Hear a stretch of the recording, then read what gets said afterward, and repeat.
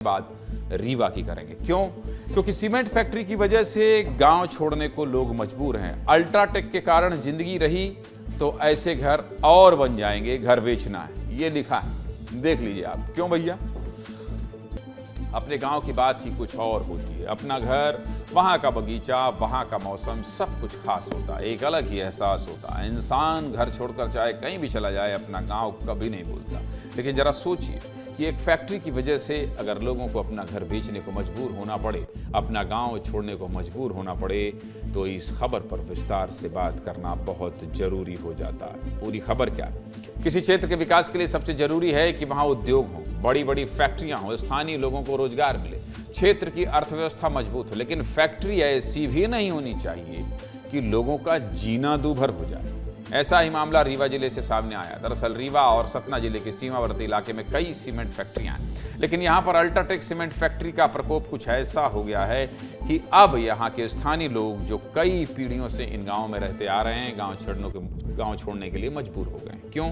दरअसल रीवा जिले में अल्ट्राटेक सीमेंट फैक्ट्री से लगे हुए 1 दर्जन से ज्यादा गाँव हैं। सोनरा, हिनौती, बैजनाथ, छीजवार, मध्यपुर समेत इन गांव के कई घरों में ताला लटक रहा है।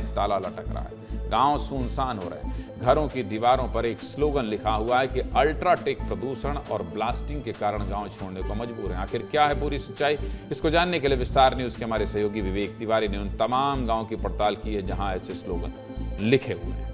विस्तार न्यूज जब इन गांवों में पहुंचा तो लोगों ने बताया कि सीमेंट फैक्ट्री के प्रदूषण और ब्लास्टिंग धूल से इतना तंग आ चुके हैं कि उनको ये जिंदगी बेहद मुश्किल लगने लगी। सीमेंट फैक्ट्री के कारण पूरा क्षेत्र धूल से भर गया, घर से निकलना भी मुश्किल हो रहा है। सीमेंट फैक्ट्री क्षेत्र में होने वाली ब्लास्टिंग से घरों में दरारें आ गई। यहाँ तक कि गाँव के लोगों का मुख्य पेशा खेती किसानी था, लेकिन इस पथरीली धूल की वजह से खेत बंजर हो चुके हैं और खेतों में पथरीली परत जम चुकी है। इन गाँवों से विवेक तिवारी ने रिपोर्ट भेजा, देखिए।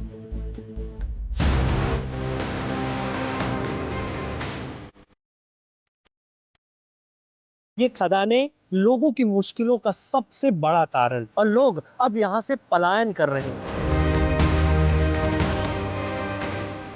यहाँ पे लिखा हुआ है कि ब्लास्टिंग के कारण, अल्ट्राटेक की ब्लास्टिंग के कारण व प्रदूषण के कारण हमें घर बेचना है।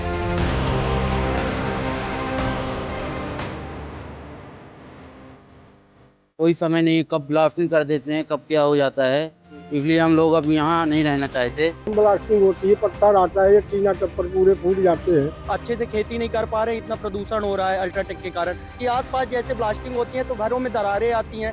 सांस लेने में ज्यादा दिक्कत हो रही है, पानी में भी दिक्कत है हम लोग को कि पानी नहीं मिलता है। क्या करें, घर गिर जाएगा तो कहाँ रहेंगे। मैंने रात में सोता है तो लगता है मर जाएगी उसी में दब के। घरों की हालत बेहद खराब है और जिसके कारण अब ये कह रहे हैं कि हमें ये घर बेच देना है। जो सपनों का घर कभी इन्होंने अपने घर वालों के लिए, अपने परिवार वालों के लिए बनाया था, अब मजबूरन इन्हें बेचना पड़ रहा है।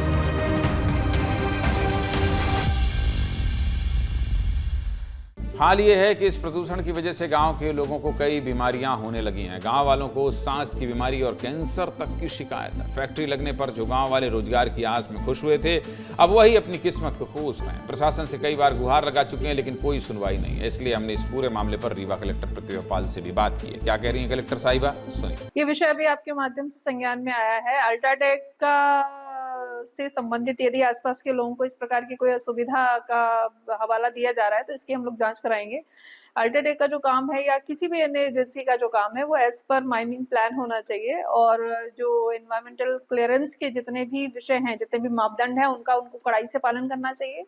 अगर इस विषय में कहीं भी कोई लापरवाही बरती जा रही है और वास्तविक स्थिति क्या है, इसका परीक्षण के लिए माइनिंग ऑफिसर की टीम भेज करके हम लोग जांच कराएंगे। कलेक्टर साहिबा हर बार की तरह अच्छा सरकारी बयान इस बार भी उन्होंने दिया है, लेकिन कार्रवाई की उम्मीद है। सीधे मुद्दे की बात यह है कि प्रशासन को इस मामले का गंभीरता से संज्ञान लेना चाहिए और अगर नियमों का उल्लंघन किया जा रहा है तो इसकी जांच करके जिम्मेदारों पर उचित कार्रवाई होनी चाहिए, ताकि गांव वाले अपना गांव, अपना घर छोड़ने के लिए मजबूर ना हों।